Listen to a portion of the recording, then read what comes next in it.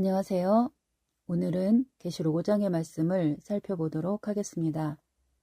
계시록 5장은 계시록 4장에서 보여준 천국 성전 장면의 연장선에 있는 장면입니다. 계시록 4장에서는 천국 성전의 전체적인 장면을 보여주는 것이라면 계시록 5장은 그 천국 성전의 중앙에 앉으신 하나님을 집중적으로 보여주시면서 거기서 좀 더 나아가 그 보좌에 앉으신 하나님의 오른손에 무언가를 들고 있는 것에 카메라를 클로즈업을 시킨 것입니다. 그렇게 클로즈업을 시켜 자세히 보니까 하나님의 오른손에 7인으로 봉해진 책이 있었다는 것입니다.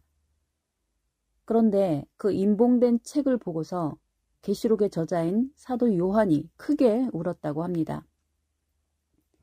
당시에 사도 요한의 나이가 90이 넘은 상태인데 그 노구에 산전수전, 공중전까지 다 겪은 백전노장인 이 사도 요한이 무엇이 그리 절박해서 부끄러운 줄도 모르고 아주 크게 부르짖듯이 울었다는 것일까요? 여러분들은 여러분들 일생에서 어릴 때를 제외하고 이렇게 목 놓아 울어본 적이 있으십니까? 그리 흔치는 않은 일일 겁니다.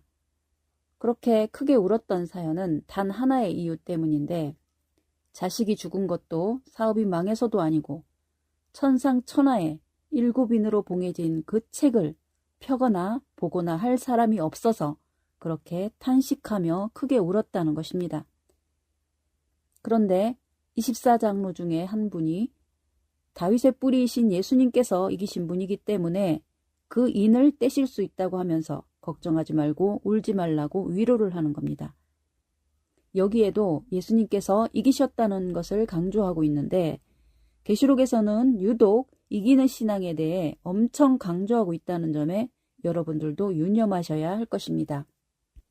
우리가 국가대표 축구팀이 일본에게 싸울 때마다 지기만 하면 어떨까요? 그런 중계를 보기도 싫어하시지 않겠습니까? 우리가 신앙생활에서도 맨날 세상과 타협하고 탐욕에 찌들려 살아가고 자신의 나약함과 게으름을 핑계로 자꾸 주저앉기만 하고 하나님께 원망이나 하면서 자꾸만 짜증만 부리며 사는 꼴을 보시는 하나님은 어떠실까요? 어떻게 해서든 이겨내야지, 안 그러면 하나님께서도 포기하시지 않겠습니까? 특히나 지금 이 계시록 시대에는 정말 나약하면 홍수에 다 떠내려 갑니다. 필사적으로 버티고 공부하고 기도하며 이 영육간의 재난들을 다 이겨내야 합니다. 그래야만 이기는 자들에게 주시는 축복을 받을 수가 있게 되는 것입니다. 자, 다시 본문으로 돌아와서 대체 그 책이 무엇이길래 사도 요한이 그것을 그렇게 궁금하게 여겼으며 그 내용을 알 수 없어서 그렇게 크게 울었을까요? 사실은 그 내용을 알 수 없어 울었던 점도 있었겠지만 그 책이 인봉되게 된 원인과 그에 따른 결과를 미리 예측했기 때문에 그렇게 울었다고 해야 더 오를 것입니다. 이제 그 인봉된 책에 얽힌 사연들을 살펴볼 텐데 여러분들 잘 집중해 보시기 바랍니다. 먼저 살펴볼 것은 7개 인으로 봉했다는 것이 무슨 말인가요? 왜 7개씩이나 봉해야 했을까요? 옛날에 사람들이 편지를 쓸 때 편지를 봉투에 넣고 입구를 바풀로 잘 붙이고는 펜으로 입구에다가 X 표시를 딱 해버리죠. 아무도 먼저 뜯어보지 못하게 말이죠. 그런데 그 X표를 1개가 아니라 7개나 쳐서 편지를 보내면 받는 사람이 어떨까요? 좀 무시무시하게 느끼지 않을까요? 그런데 하나님은 왜 7개씩이나 도장을 찍어 봉인을 했을까요? 물론 사람들이 못 보게 하려는 강력한 하나님의 의지를 보이시려는 것일 수도 있겠지만 그런데 하나님께서 하나만 인을 봉해도 누가 감히 여러 벌 엄두를 내겠습니까? 그런데 7개씩이나 인을 봉해놨으니 또 다른 뭔가 의도가 있지 않을까 하는 것입니다. 이런저런 궁금증을 가지고 인봉된 책에 담긴 의미를 하나씩 살펴보도록 하겠습니다. 먼저 그 인봉된 책은 어떤 책이었는지에 대해 살펴보고 그리고 7인으로 봉해진 것에 대한 원인과 또 그에 담긴 의미를 살펴보도록 하겠습니다. 우선은 그 임봉된 책이 어떤 책인지에 대해 먼저 좀 살펴보도록 하겠습니다. 그러자면 그 책에 대한 앞뒤의 연관관계를 좀 살펴보면 그 책이 어떤 책인지 알 수 있는 소스가 있지 않겠습니까? 계시록 5장 이후의 진행 과정을 보면 계시록 6장으로 넘어가면 임봉된 책의 7인을 예수님께서 하나씩 떼시는 장면이 나옵니다. 6장에서 6개의 인을 떼고 8장에서 마지막 하나 남은 7째 인을 떼게 되지요. 그렇게 그 책에 임봉된 7개의 인을 다 떼고 나니까 계시록 10장에서는 그 책이 드디어 펴놓였다고 기록하면서 이 책을 작은 책이라고 표현하고 있는 것입니다. 왜 작은 책이라고 했을까요? 분명 세상의 어떤 문학이나 철학책은 아니었겠죠. 그러면 66권의 전체 성경책이었을까요? 아니면 성경책보다도 더 작은 요한계시록 이 한 권이었을까요? 분명 66권으로 묶인 성경책보다는 요한계시록 한 권으로 분리된 책은 아주 작고 얇아 보이겠죠. 그 책은 오직 예수님만이 임봉을 열 수 있다고 하고 예수님께서 친히 그 인을 떼시고 그 책을 열어주시는 것을 보면 이 책에 대한 전적인 주도권이 아버지 하나님께 있는 것이 아니라 예수님에게 있다는 것을 알 수 있는 것입니다. 그렇다면 이 책은 계시록 1장 1절에서 하나님의 계시가 아닌 예수 그리스도의 계시라라고 선언한 것과 같이 이 계시록은 예수님께서 전적인 주도권을 가지고 우리에게 전해주신다는 것이니 전후 문맥에 잘 조화가 되는 것일 겁니다. 이런 흐름으로 놓고 본다면 이 7인으로 임봉된 책이 곧 작은 책이고 그 작은 책은 곧 바로 요한계시록을 두고 말하는 것이 아닌가 추측할 수 있을 것입니다. 그리고 좀 더 살펴보면 요한계시록에서는 특별히 이 계시록의 책을 다른 65권의 성경과 구별해서 따로 엄청 강조하고 있다는 것을 알 수 있는데요. 계시록 1장 3절에서는 이 예언의 말씀을 읽는 자, 듣는 자, 지키는 자들이 복이 있다고 기록하고 있죠. 여기서 말하는 이 예언의 말씀은 이론의 여지가 없이 요한계시록의 이 책을 말하는 것임이 분명하지 않습니까?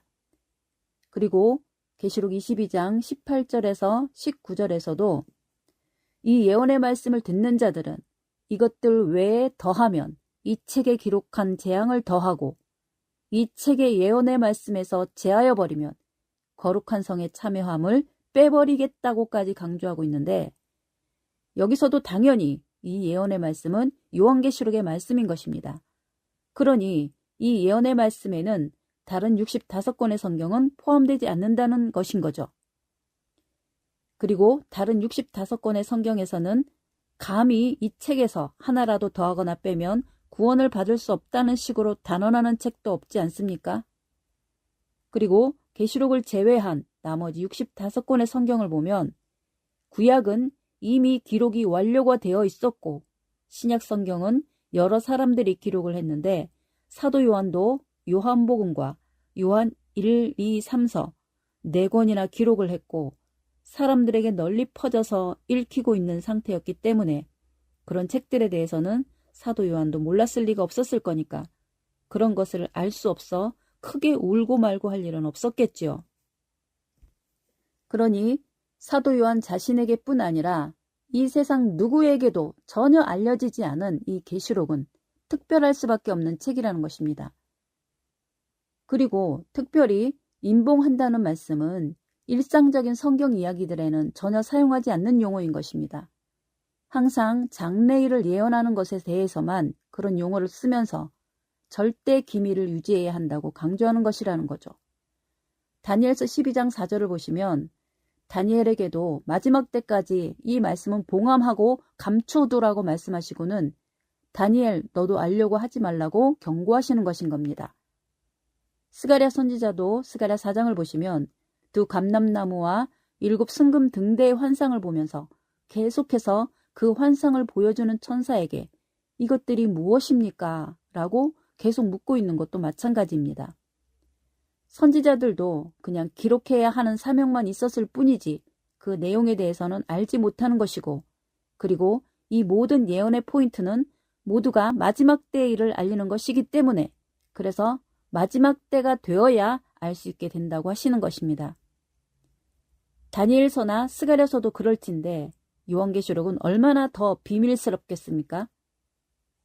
자, 이 정도면 이 인봉된 책이 계시록 10장에서 펴놓인 작은 책이라는 것과 그 작은 책이 요한계시록을 말하는 것이라는 것이 인정되지 않습니까?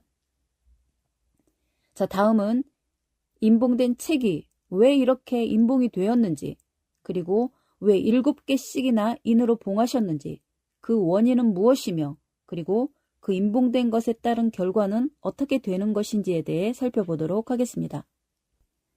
먼저 알아볼 것은 왜 그 인봉을 하나만 해도 될 것을 7개씩이나 인봉하셨는지에 대해 살펴보겠습니다.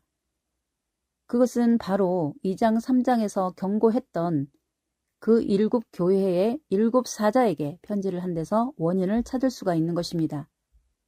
제가 계시록 강좌 첫 영상에서 7영을 잘못 풀어버리면 계시록 16장까지는 자동 다 틀리게 된다고 말씀드렸죠.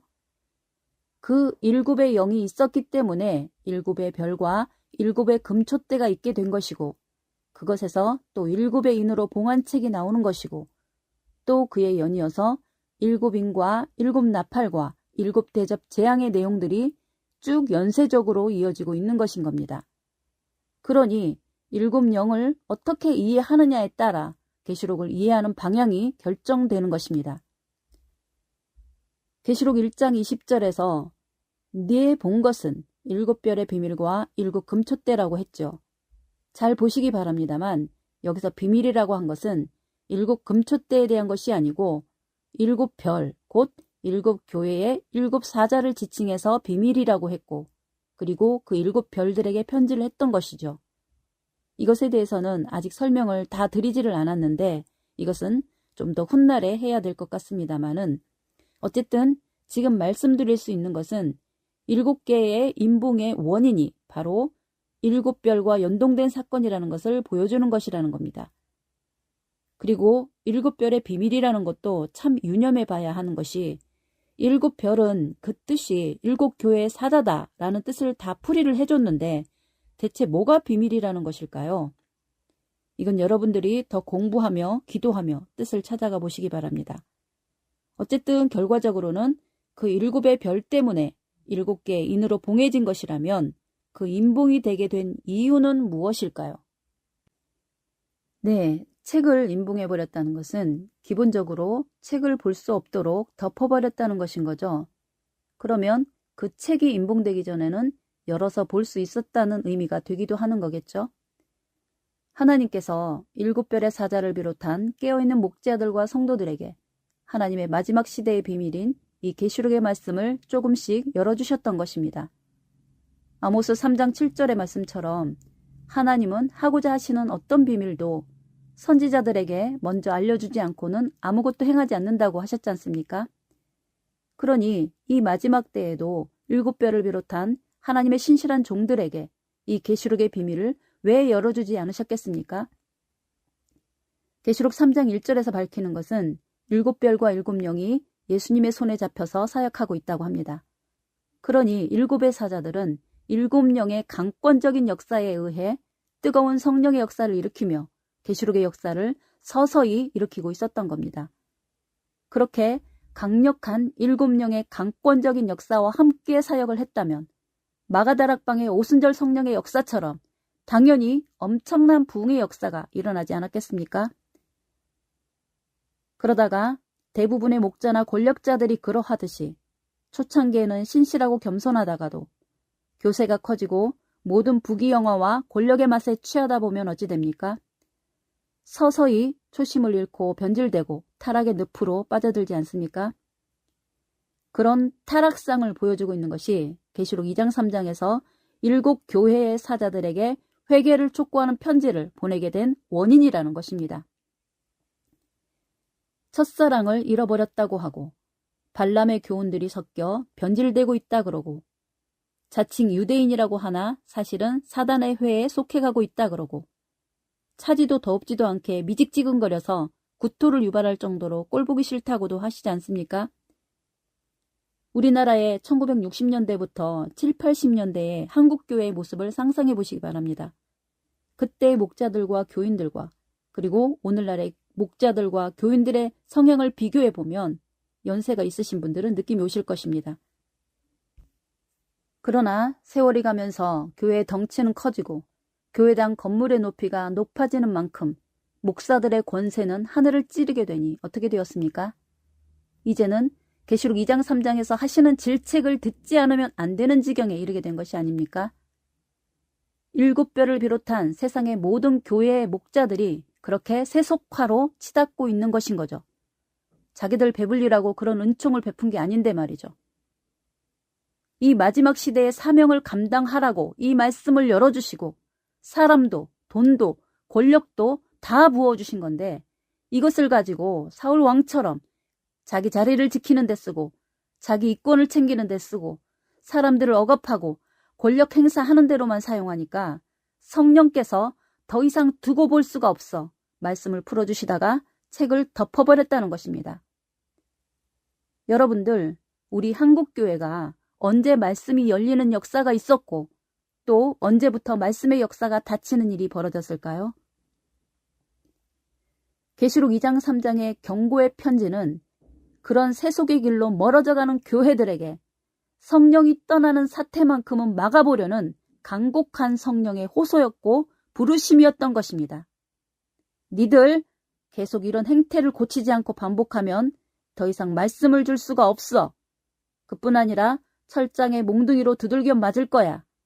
그래도 안 되면 촛대를 옮겨버릴 거야 하면서 계속 회개를 촉구하는 것입니다.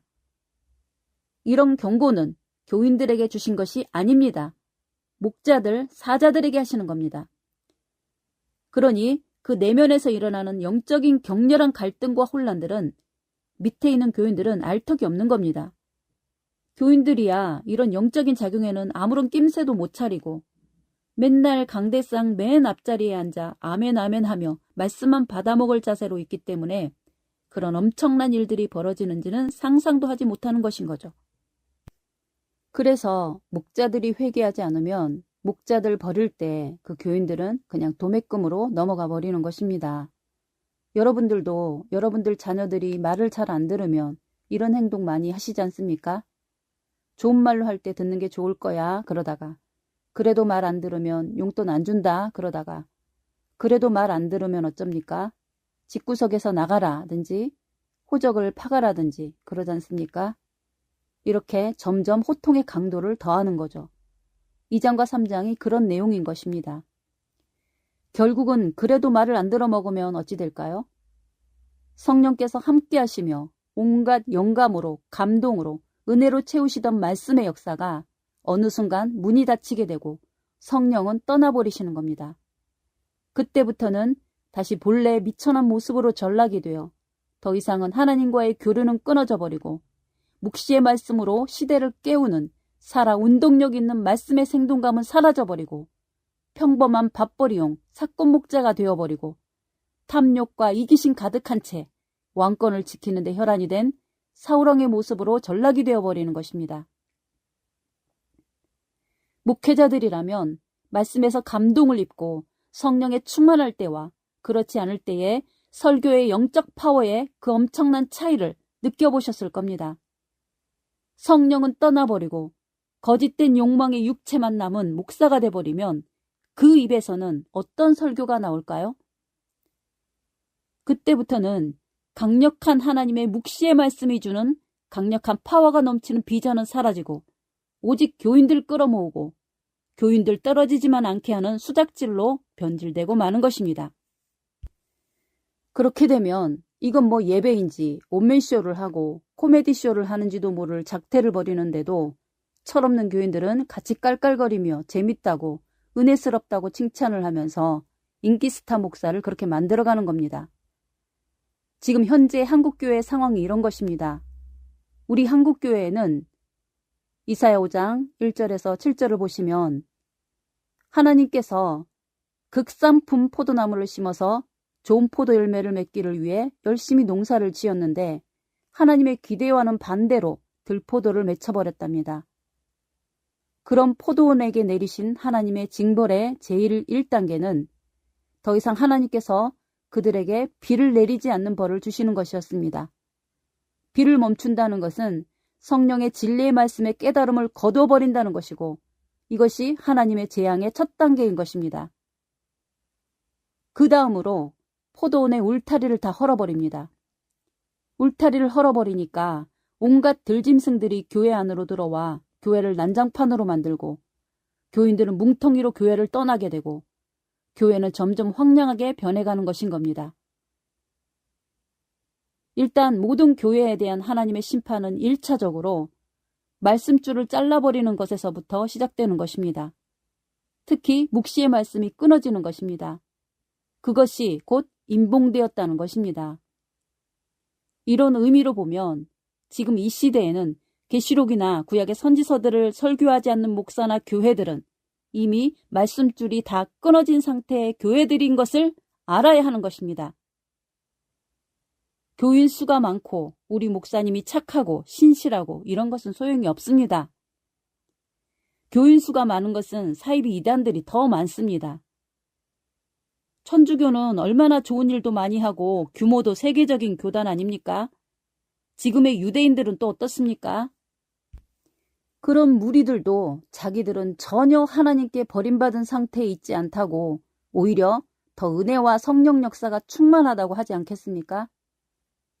교회의 본질과 생명은 시대적 징조를 깨닫고 닥칠 미래를 뚫고 가야 할 길을 안내하는 진리의 묵시가 살아 운동력이 있는가가 중요한 것입니다. 계시록 5장에서 묵시의 말씀이 임봉되었다는 것은 교회로서의 재난의 제1단계에 들어섰다는 것입니다. 그리고 그 이후 2단계, 3단계로 점차 농도 짙은 심판으로 진행하는데 그것이 6장부터 나타나는 7인과 7나팔, 7대접의 재앙의 심판들인 것입니다.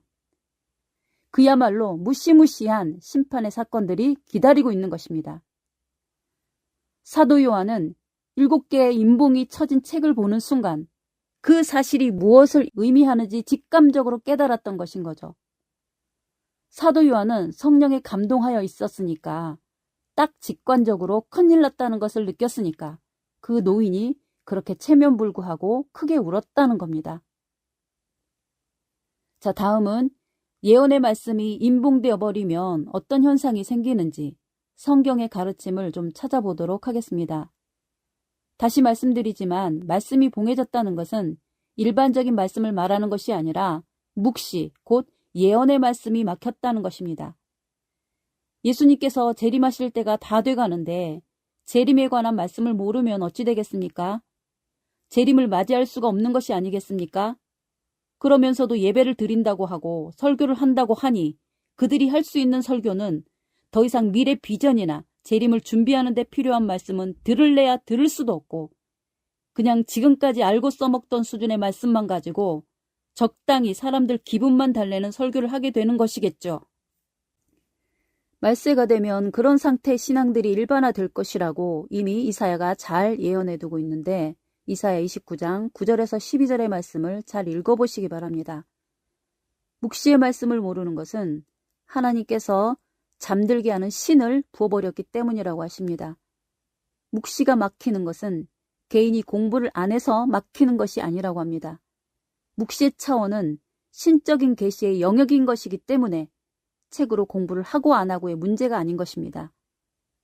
하나님께서 안 열어주시는 묵시를 계시록 주석을 쓰는 사람들은 어찌 그 책들을 썼을까요? 그냥 사람들 머리에서 짜낸 흙탕물을 우려낸 것일 뿐인 것입니다. 대부분의 목사님들이 그런 책들로 계시록 공부를 한다고 하니 결과는 뻔한 일이 아니겠습니까? 그러므로 묵시가 막히는 이유는 하나님과의 관계에 이미 고장이 났다는 것이고 그래서 하나님께서 깊이 잠들게 하는 신들을 부어버려서 그렇게 되었다는 것입니다. 사람이 피곤해서 졸고 잠드는 것이 아니라 하나님께서 강제적으로 그 목자나 성도들의 영을 잠들게 만들어서 성경을 더 이상 깨닫지 못하도록 만들어 버렸다는 의미인 것입니다. 여러분들 정신 차리셔야 합니다. 한국교회를 비롯한 세계의 모든 교회들은 지금 깊은 잠에 빠진 상태임을 깨달으시기를 바랍니다. 많은 목자나 교인들 중에는 아예 묵시나 예언의 말씀 자체에 관심이 없는 사람도 많습니다. 계시록이나 선지서를 전혀 설교하지 않는 목자가 얼마나 많습니까? 그런 사람은 이미 세속적인 술에 만취가 되어 헤어날 수가 없는 상태인 사람들인 것입니다. 그리고 그런 상태에서도 목자는 설교를 해야 하는 사람인 거죠.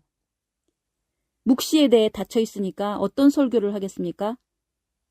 이사야 28장 9절에서 13절의 말씀을 보시면 경계에 경계를 더하고 교훈에 교훈을 더하는 설교밖에는 할 게 없는 겁니다. 밥그릇 지키는 설교인 셈인 거죠. 즉 맨날 이단 조심해라. 성경 공부 강조하는 데는 다 이단이다. 그러면서 경계 교육을 시킵니다. 이단들보다 더 잘 가르치면 될 것을 성경은 안 가르치고 맨날 그런 경계 교육만 하는 것입니다. 그리고 또 하나는 묵시의 말씀, 미래를 대비하는 말씀이 막혀 있으니 할 수 있는 설교는 인간 사는 이야기, 축복받고 병 고친 이야기, 신문 본 것, 책 읽은 것 섞어서 교훈적인 이야기들로 가득 채우게 되는 것인 거죠. 하나님 잘 섬겨라. 목자에게 절대 순종해라. 예배가 중요하니 예배에 빠지지 말아라. 11조 잘해라. 그래야 아브라함처럼 요셉처럼 복받는다. 이런 식인 거죠. 이런 식으로 설교하게 될 것이라고 이미 2700년 전에 이사야가 다 그렇게 예언을 해놓은 그대로 지금의 교회들이 진행을 하고 있는 것입니다. 나에게, 우리에게 묵시의 말씀이 임봉되었다는 것, 특히 오늘날 이런 코로나19 사태며 세계적인 재난급 기후재앙이며 전쟁이며 하루가 멀다 하고 종말적 현상들이 난무한 지경임에도 여전히 그런 건 우리랑 상관이 전혀 없다는 듯 여전히 사람 사는 이야기, 병 낫고 축복받는 이야기, 책에서 본 예화들, 교훈적인 이야기들로 설교를 다 채우는 교회와 목자들, 또 그런 것을 좋아하고 만족해하는 교인들로 궁짝이 딱 맞는 겁니다. 이런 교회들에게는 성령이 교회들에게 하시는 말씀을 들으라고 간곡하게 성령께서 탄식하며 외치는 소리조차도 그야말로 속위의 경익기가 딱 바로 이 상황인 것입니다. 말씀으로 돌아가시기 바랍니다. 더욱이 묵시의 말씀으로 돌아가야 합니다.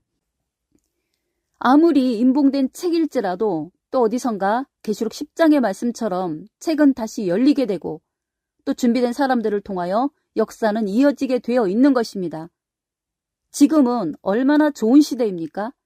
방구석에 앉아서 온 세계 구석구석에서 가르쳐지는 모든 성경들이 다 인터넷으로, 유튜브로 다 퍼져 나오는 것을 다 듣고 확인할 수 있는데 그래도 못 찾겠다 그러고 이젠 진리가 없고 하나님도 죽었다는 헛소리를 한다면 그런 사람은 이미 홍수 가장 급류에 휩쓸려가면서 지르는 비명소리에 다름 아닐 것입니다. 많은 사람들이 계시록 공부하면 이단에 빠진다고 염려합니다. 제가 계시록 공부하면서도 이단에 빠지지 않는 방법을 소개해드리겠습니다. 유튜브에 올라온 수많은 계시록 강의들을 같은 주제별로 골라서 다 들어보시고 비교해보세요. 그러면 절대 빠지지 않습니다. 하나만 듣기 때문에 빠지는 것입니다. 신천지든 안상홍이든 절대 하나만 듣지 마세요. 서로 비교해서 들어보시면 귀도 열리고 눈도 열려서 옳고 그른 점들이 서로 다 노출이 되면 빠질 일이 없는 거 아닙니까? 자, 이제 마무리하겠습니다.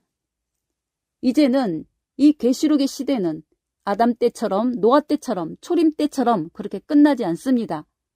이 계시록 시대는 그럼에도 불구하고 성경에 예언된 모든 역사, 계획된 모든 하나님의 역사를 완성하시는 시대에 드디어 도달한 것입니다. 하나님은 결코 죽지도 사라지지도 않았습니다. 단지 하루가 1000년 같은 그 6일의 시간, 6000년의 시간을 기다려온 것일 뿐이었습니다. 부디 성령이 외치시는 간절한 말씀을 듣는 귀를 가지시기를 축복하면서 오늘 말씀을 마치도록 하겠습니다. 감사합니다.